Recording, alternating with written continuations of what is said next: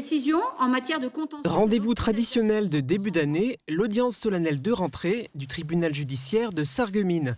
Un moment qui permet à l'institution judiciaire de présenter les nouvelles recrues et de faire le bilan de l'année écoulée. Hier, un nouveau juge du livre foncier a été installé en la personne de Vivien White. Ont également été présentées une directrice de greffe, Lucie Chassard, une greffière, Sarah Baguette, et une adjointe administrative, Linda Bourgis. Pour autant, le tribunal judiciaire de Sarreguemines doit fonctionner avec un effectif réduit. S'agissant des fonctionnaires, la situation est en revanche particulièrement préoccupante. Près de 20% des agents sont actuellement absents pour divers motifs. Et plusieurs postes restent vacants. Un effectif amoindri peut entraîner des lenteurs dans le traitement des affaires et participer à la défiance de la population vis-à-vis de la justice.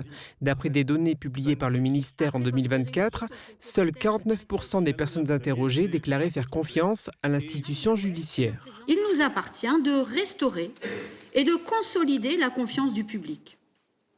Cela exige une justice accessible, attentive, lisible et profondément humaine, ainsi qu'une fidélité constante à la mission qui nous incombe, ne jamais renoncer à la protection des libertés individuelles dont l'autorité judiciaire est la gardienne en vertu de l'article 66 de la Constitution du 4 octobre 1958.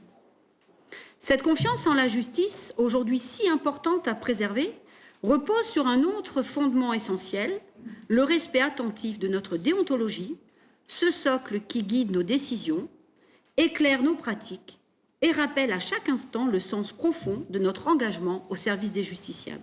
Le procureur de la République est revenu sur les délais de traitement des affaires au palais de justice de Sarreguemines. Au jour d'aujourd'hui, pour un fait commis le 22 janvier 2026, la possibilité est forte d'une convocation en plaidé coupable ou alors en composition pénale pour 1 ou 2 mois dans l'avenir et en matière correctionnelle à peu près 6 mois.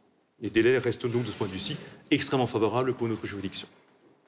Je terminerai ce panorama en évoquant la vigilance qui est notamment la mienne à l'égard de la surpopulation pénale de notre maison d'arrêt, qui, une nouvelle fois cette année, a frisé des records de sureffectifs en se situant à peu près en permanence à hauteur de 170 à 180% de suroccupation. Le constat semble en réalité s'imposer que cet établissement, notre maison d'arrêt, devient structurellement sous-adapté à l'égard et en considération de l'évolution de la délinquance en Moselle-Est.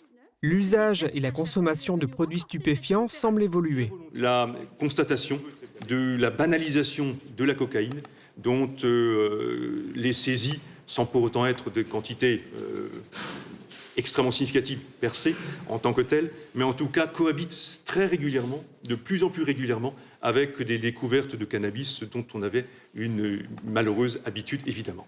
Le mois de janvier n'est pas encore terminé, il est encore temps d'émettre des souhaits. Je forme le vœu que nous puissions, en 2026, exercer la justice dans un climat plus apaisé et, ce faisant, contribuer à restaurer pleinement la confiance du public.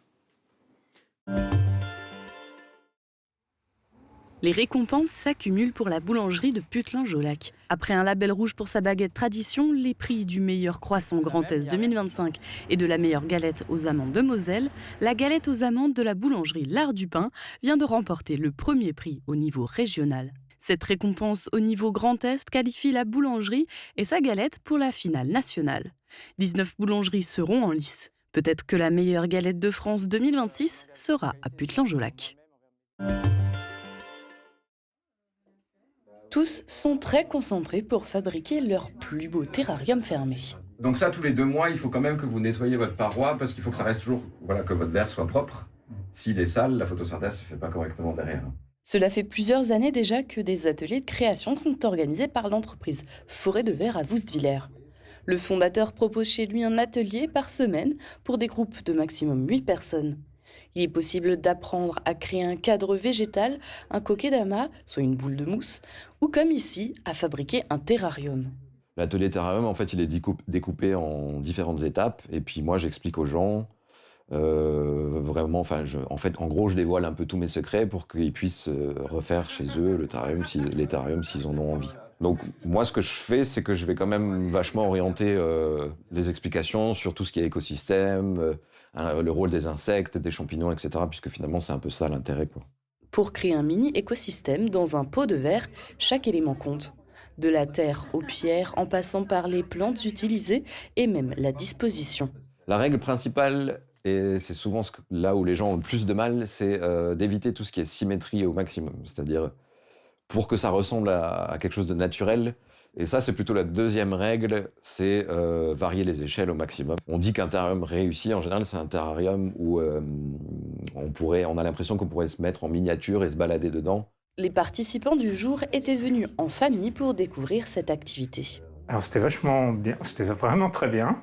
C'était sympa d'être ensemble déjà, c'était assez rigolo de faire ça ensemble, et puis de pouvoir faire quelque chose de ses mains et de faire ça en famille, quoi.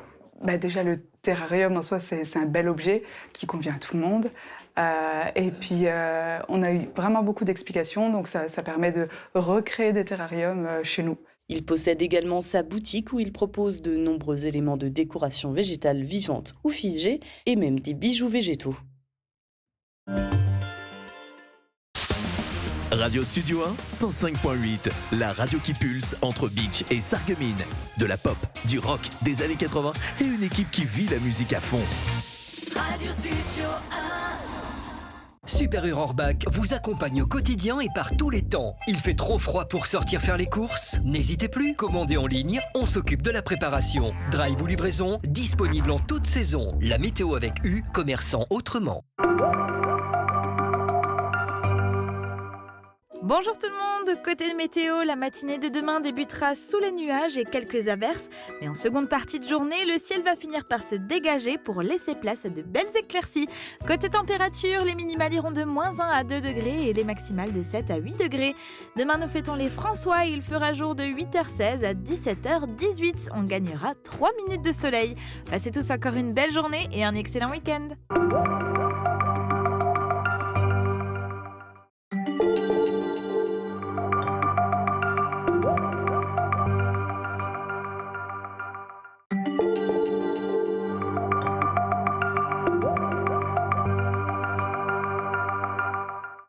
Bonjour à toutes et à tous. Une direction commune pour les hôpitaux de Moselle-Est. Une décision importante qui est en train d'être mise en place depuis le 1er janvier 2026.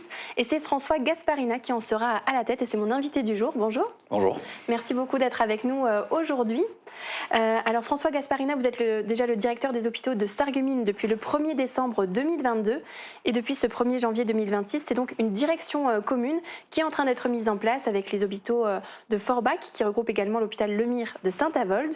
Donc c'est une décision prise à la suite du départ à la retraite de Philippe Villeneuve, directeur des hôpitaux de Forbach. C'est un gros challenge personnel.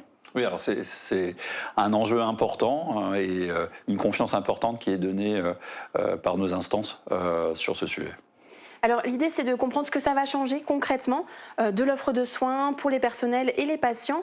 Alors d'abord concernant l'offre de soins, est-ce qu'on doit s'attendre maintenant à une mutualisation des services ? Alors plus qu'une mutualisation, je crois que ce qu'il faut entendre, c'est qu'aujourd'hui on a un besoin de clarifier un certain nombre d'éléments de notre offre qui n'est pas toujours connu de la population sur le territoire. On a d'ores et déjà des parcours qui se sont mis en place entre les différents hôpitaux pour permettre une meilleure accessibilité à certaines activités, que ce soit des activités de neurologie qui sont présentes en hospitalier sur le site de Forbach et absente sur notre service. On peut penser aussi sur des activités sur la médecine nucléaire qui n'est présente que sur Sarreguemines. Aujourd'hui, l'enjeu est de transformer et de renforcer cette complémentarité entre les hôpitaux, faire en sorte que les patients soient plus simplement, puissent lire de manière plus simple cette offre entre nos structures et de renforcer aussi le travail entre les différentes communautés médicales. Et justement, en quoi cette coopération entre les différents établissements de santé peut améliorer l'accès à certains soins spécialisés sur le territoire ? Alors, Dans un premier temps, je pense que ce qu'il faut, comme je vous le disais, on a encore sur un certain nombre de services des orientations qui ne sont pas toujours lisibles. L'enjeu, c'est de faire en sorte de pouvoir proposer des nouvelles actions entre nos professionnels. Je donnerai un exemple. Actuellement, une collaboration en train de se structurer entre les équipes de gériatrie des hôpitaux, de neurologie du service de Marie-Madeleine et puis également la gérontopsychiatrie du CHS pour faire en sorte que certains parcours qui sont complexes puissent trouver une réponse commune et unique au niveau des établissements. Ça, c'est un élément concret qui est en train de se structurer à l'échelle de notre territoire pour des patients âgés qui ont du mal à savoir vers qui s'orienter. On souhaite que ce type d'exemple puisse devenir un peu une méthode de travail entre les différents hôpitaux pour pouvoir se renforcer mutuellement. Donc il y a de la complémentarité, des passerelles entre les différents établissements. Des complémentarités, des passerelles, une meilleure utilisation aussi d'équipements. Je crois qu'aujourd'hui, on a des beaux équipements qui nous ont été permis d'acquérir en lien avec les collectivités au cours des dernières années. On a la chance de pouvoir bénéficier, vous le savez, d'un robot chirurgical sur le plateau de Sarreguemines, qui est le seul plateau à pouvoir en bénéficier sur notre secteur. On a une offre également de médecine nucléaire présente sur Sarreguemines. À l'inverse, le plateau de Forbach présente notamment sur les aspects de cardiologie, de neurologie, des soins intensifs qui sont absents sur notre secteur et dont on a besoin notamment dans les prises en charge en urgence. Donc c'est cet élément de complémentarité qu'on va essayer de réellement renforcer dans les prochaines années. Alors à Sarreguemines, il y a une inquiétude qu'on peut lire notamment sur les réseaux sociaux quant au service de maternité. Est-ce qu'il sera bien maintenu à Sarreguemines ? Alors aujourd'hui, je pense que ce qu'il faut bien entendre, c'est que notre souhait, il n'est pas qui dit travail en commun, ne dit pas fermeture de service. C'est pas le projet, c'est pas la manière dont on réfléchit les choses. Quand on parle en particulier de périnatalité, notre enjeu, il est avant tout d'avancer sur les questions de sécurité des prises en charge, d'être en capacité de garantir à l'ensemble des mères qui viennent sur nos établissements que la prise en charge obstétricale, pédiatrique également, pour les bébés, puisse être de bon niveau et de bonne qualité, qu'on ait également une pérennisation des équipes médicales, et c'est là-dessus qu'on va s'atteler en priorité. Donc je crois que c'est vraiment ce point-là qui va être notre orientation, d'ailleurs sur la périnatalité, comme sur beaucoup d'autres services. Il faut aussi peut-être avoir en tête que dans un contexte où aujourd'hui la démographie médicale est particulièrement complexe, que nous avons tant à l'hôpital que dans les services qu'en ville des départs importants d'un certain nombre de professionnels. Il faut qu'on arrive à être attractif sur notre territoire, attractif vis-à-vis des internes de ces spécialités qui aujourd'hui sont formées à Nancy, parfois à Strasbourg également, demain peut-être plus en proximité, mais qui trouvent un environnement d'installation favorable sur nos établissements, mais plus largement également sur le territoire, pour faire en sorte que notre population puisse trouver un accès direct à ces soins. Justement, du côté des patients, alors les habitants craignent aussi une perte de proximité, parce qu'on pense notamment aux habitants du Pays de Bitche qui vont être très éloignés de Forbach, encore plus de Saint-Avold. Concrètement, qu'est-ce que cette direction commune va changer pour les patients ? Alors, je pense que vous le dites, aujourd'hui, la distance est déjà présente. Je crois que c'est un point important. On a un service présent à l'hôpital Saint-Joseph de Bitche qui est un élément important de notre structuration, qu'on essaye de renforcer. Je pense notamment par l'intermédiaire des complémentarités recherchées avec les services des collectivités et du département. Je pense notamment à la maison de santé départementale qui est en cours cours de structuration sur le secteur. Notre volonté, c'est de renforcer déjà l'accès par des consultations avancées proposées par nos spécialistes, que ce soit sur la partie digestive, que ce soit sur les aspects urologiques, cardiologiques, également avec le centre périnatal de proximité de Beach.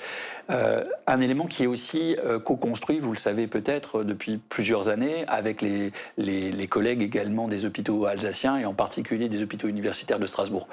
Voilà, l'idée est d'avoir quand même cette logique de proximité, notamment par ces consultations avancées, par aussi la possibilité d'être inscrit dans des protocoles de prise en charge qui vous permettent de ne pas être perdu lorsque on vous demande, pour une raison particulière, d'aller vers un plateau plus compliqué qu'on n'est pas capable d'avoir en proximité. Donc un protocole de prise en charge rodé, et qui vous permettent aussi de revenir assez rapidement dans une prise en charge locale, que ça soit au sein des services de l'hôpital Saint-Joseph à Beach, ou bien également par l'intermédiaire de l'hospitalisation à domicile, qui est aussi une forme de travail qui est proposée. Et pour les personnels soignants, administratifs, est-ce qu'il y aura des mouvements de personnel entre les différents établissements maintenant qu'il y a une direction commune ? Alors, je pense que c'est pas, en tout cas, et vous l'avez entendu, notre objectif, il n'est pas de forcer un certain nombre de mutualisations, elle est plutôt de chercher des coopérations. Je pense qu'il faut voir ce point de la direction commune comme une opportunité aussi pour un certain nombre de professionnels d'accéder à certains métiers qui ne sont pas possibles sur un autre site. On l'a déjà vécu à l'échelle des hôpitaux de Sarreguemines, à l'échelle de la Moselle, c'est encore plus important. Après, la réalité, vous le disiez, c'est des bassins de population très grands, voilà, et d'être en capacité, en tout cas, d'offrir cet élément à l'échelle d'un groupe qui va représenter un peu plus de 3500 agents. C'est un élément important. En tout cas, on sera d'abord sur un travail d'opportunité qui sera proposé. Alors on est en tout début de ce projet. Quels sont alors vous avez déjà évoqué certains projets à venir, mais quels sont peut-être ceux qui vous tiennent à cœur pour l'année 2026 qui vient de démarrer ou les années à venir ? Alors, le premier sujet, on le redisait, c'était la question d'être en capacité de renforcer et de conforter nos équipes médicales. Je crois que c'est un des enjeux majeurs. Le deuxième point, sur la lisibilité de notre offre, travailler sur ce point. Et puis troisième point, ça va être d'être en capacité aussi sur un certain nombre d'éléments d'équipement, je pense notamment à la question du bloc opératoire de Forbach, d'être en capacité de relancer un certain nombre d'investissements, avec forcément l'appui de l'Agence régionale de santé qui nous aide fortement sur ces sujets-là, mais également avec l'appui peut-être des collectivités demain, de relancer également ces éléments fondamentaux, en tout cas de l'offre qu'on est capable de proposer. Il y avait un projet qui était dans les cartons depuis 2022, un projet de construction d'un nouveau centre hospitalier pour Forbach. Est-ce que c'est toujours d'actualité ? Alors, aujourd'hui, ce sujet, comme vous le dites, je suis au début quand même sur les prises de fonction. Je crois que concrètement, on l'entend, il y a un enjeu majeur en termes d'offres de soins liés à la vétusté du site de Marie-Madeleine, dont tout le monde est conscient, avec néanmoins une forte fragilité à la fois financière de la structure et puis un contexte économique complexe au niveau national. Il va falloir qu'on trouve une solution et d'élaborer une solution en lien avec les pouvoirs publics pour essayer de trouver en tout cas une modernisation suffisante du site et des opérations qui permettent d'avoir un équipement à la hauteur des besoins de la population et des attentes de la population du secteur de Forbach. Pour conclure, quel est le message que vous voudriez faire passer aux habitants de Moselle ? Est-ce qu'ils peuvent tous être concernés par l'offre de soins dans ces hôpitaux regroupés sous une direction commune ?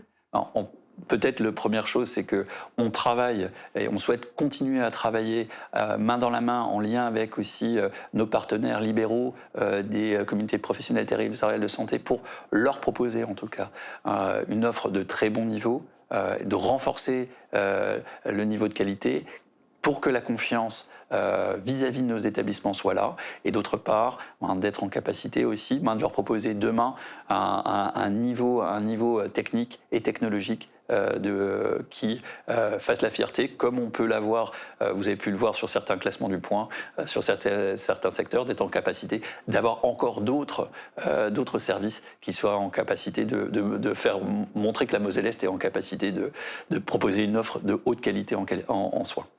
Merci beaucoup François Gasparina d'avoir été avec nous. Bon courage dans votre nouvelle mission à la direction des hôpitaux de Moselle-Est. Merci beaucoup. Et très bonne journée à tous.